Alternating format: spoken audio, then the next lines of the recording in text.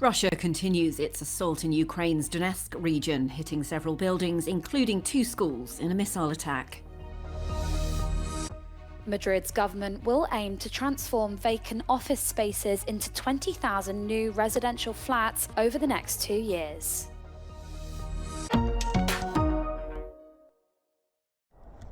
Israel is continuing its offensive in southern Gaza as international efforts to secure a ceasefire in return for the release of hostages intensify. Amid the bombing, the UN's aid agency UNWRA says it's struggling to deliver scant food supplies and that Palestinians are facing starvation. The White House says a ceasefire would offer immediate relief.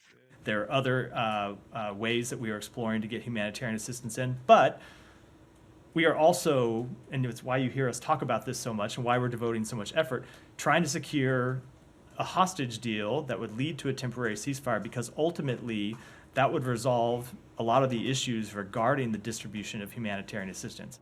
Israel says it's targeting Hamas militants hiding in tunnels under hospitals and other humanitarian sites. It says it has new intelligence that the group's leader is holed up in an underground bunker using hostages as human shields.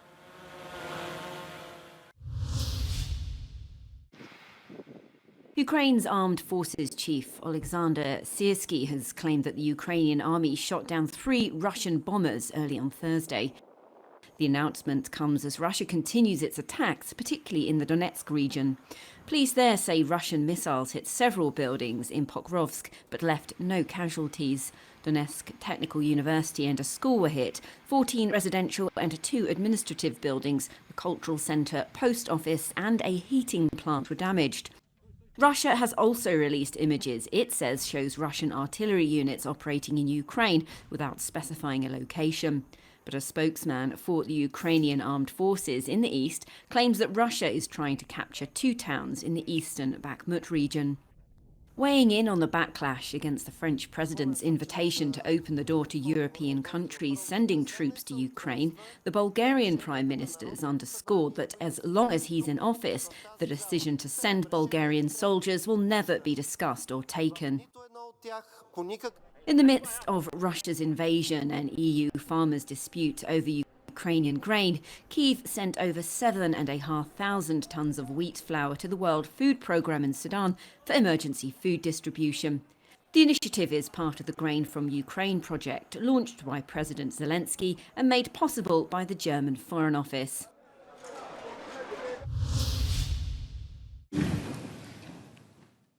The US Senate's longest-serving Republican leader Mitch McConnell will step down from his position in November. The Kentucky lawmaker, who turned 82 this week, will serve out his term in office, which ends in 2027, but will work from a different seat in the chamber. He was first named party leader for the GOP in 2007 and has since won 9 successive elections to keep the post for 17 years. The race to succeed him has already begun.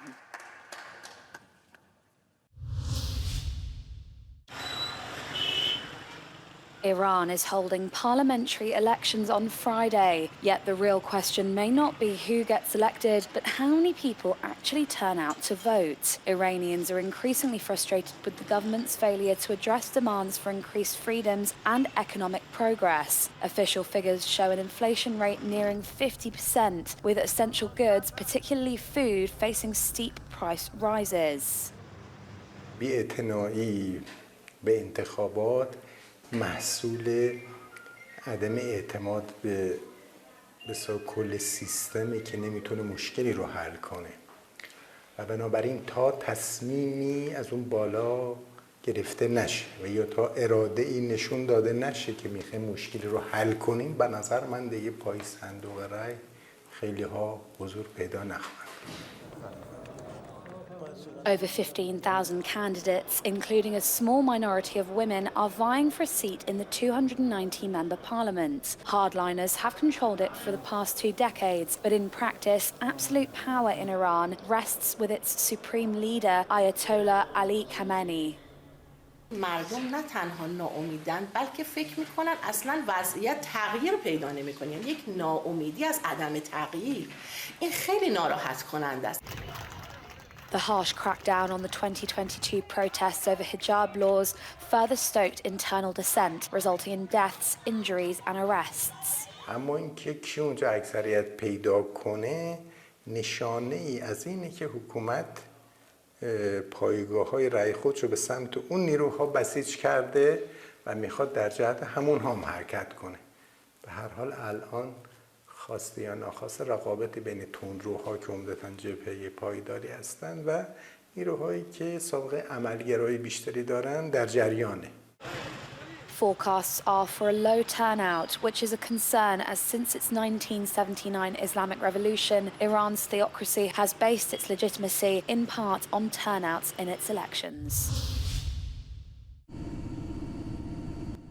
Early voting in the Russian presidential elections has started in the remotest areas of the country's far east. Voting in the Russian election will largely be carried out between the 15th to the 17th of March. Vladimir Putin is running for president for the fifth time, seeking to extend his rule by 6 more years. He is all but certain to win the vote. Prominent critics who could challenge him on the ballot are either in jail or in exile abroad.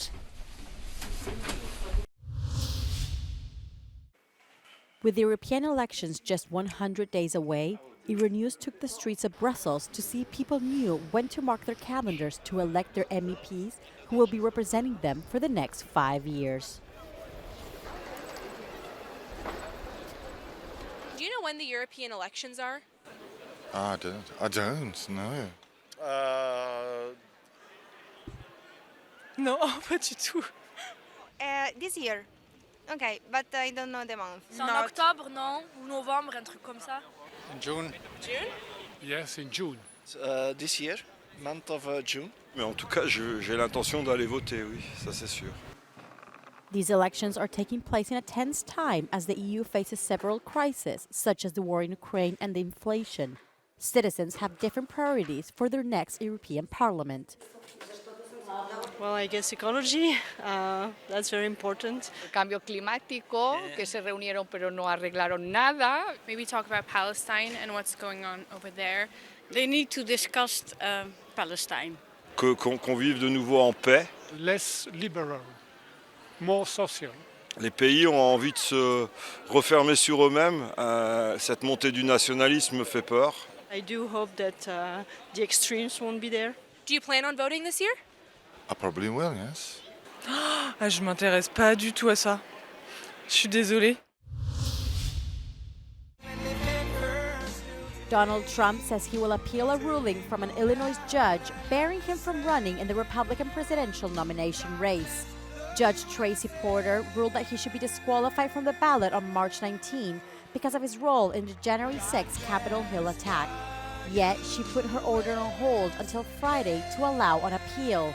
Separately, the U.S. Supreme Court has said it will consider Trump's claim that he is immune from prosecution over efforts to overturn the 2020 presidential election results. Russian space agency Roscosmos announced that they had launched a Soyuz rocket in the country's far east carrying an Iranian and 18 Russian satellites into orbit. The Iranian satellite has 3 cameras to take images for environmental, agricultural and other purposes. Russia previously put a Iranian satellite into orbit in 2022. The collaboration implies the increasingly close cooperation between Tehran and Moscow. More than half of Denmark's drinking water supplies are contaminated with pesticides and other toxins. The findings are from a report commissioned by several Danish regional councils. 1 in 10 water sources exceeds acceptable levels of contamination, it concludes. The report says the situation has reached a critical point and threatens the transition to a green economy. Several waterworks are in the process of purifying their drinking water. At the same time, Copenhagen uses up to 2.5 times more water than what geologists consider sustainable.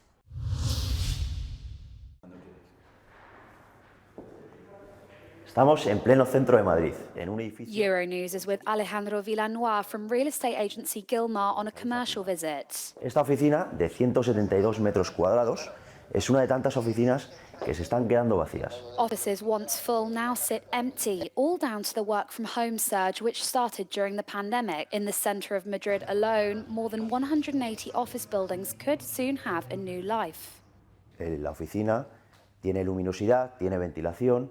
El proyecto que habría que hacer sería mínimo para adaptarlo a vivienda y el espacio es más que suficiente incluso para sacar varias unidades.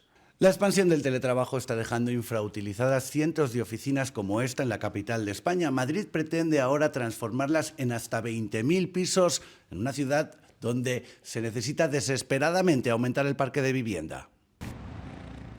Spaniards, on average, go to the office less than 3 days a week. Meanwhile, workplaces are changing. Las empresas están buscando espacios más colaborativos para adaptar y atraer de nuevo a los empleados a la oficina, y pues los edificios más obsoletos que no se están adaptando a estas nuevas tendencias pues serán objeto de una transformación. Pues podría ser la solución a esa falta de stock del parque residencial, siempre y cuando la normativa urbanística y arquitectónica lo permita. The regional government of Madrid hopes to make it easier to change the transition from office space to residential over the next 2 years. Despite the demand for housing in the city centre being much higher, most vacant offices are in the city outskirts. Their transformation can only be successful if they are equipped to live in.